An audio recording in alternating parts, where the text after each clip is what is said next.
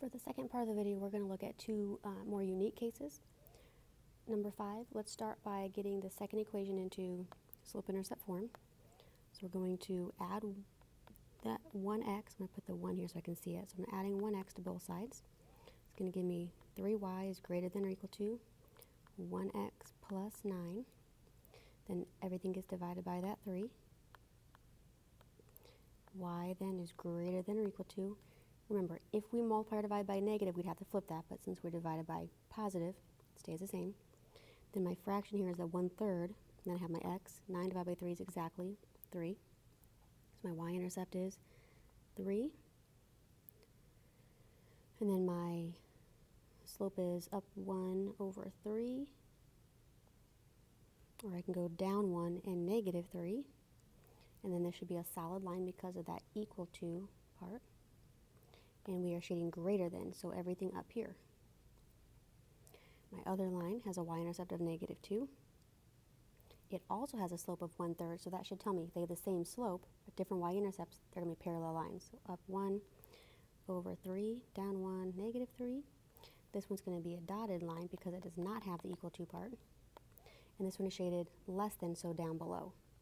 So in this case, because there's no overlap, there is no solution. However, with systems of equations, parallel lines automatically mean no solution.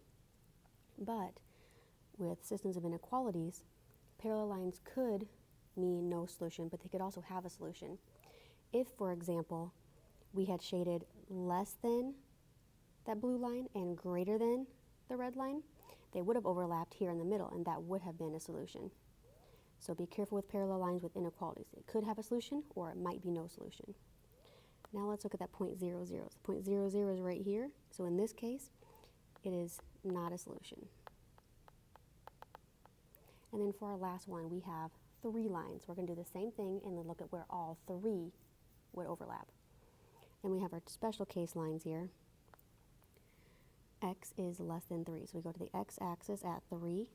And that's going to be a vertical line, so it only goes through the x at 3, and it's going to be dotted because it does not have that equal to part. And we want everything less than that. And then for my second one, y is -2, so y is -2. It has an equal to part, so I want a solid line. And I want greater than, so everything up here.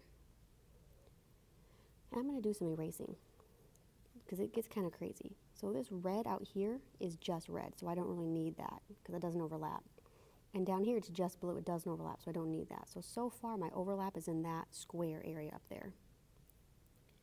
Then let's look at the last one. The y-intercept is +1. My slope is 1 or 1 over 1, so up 1 over 1. And then this does not have an equal sign, so it's going to be a dotted line. And we are shading less than, so everything down here. So I need where the red, the blue, and the green all overlap. So then I'm going to get rid of this where just the red and blue overlap. I don't need where just the red and blue overlap. I need where all 3 colors overlap. So all 3 colors are overlapping in this triangle, not including this dotted line, not including this dotted line, but yes, including the solid line, and then everything in this triangle is in the solution area. So if we're checking 2, -1, x is 2, y is -1, would be right here. So is that in the solution area? Yes, it's going to be a solution.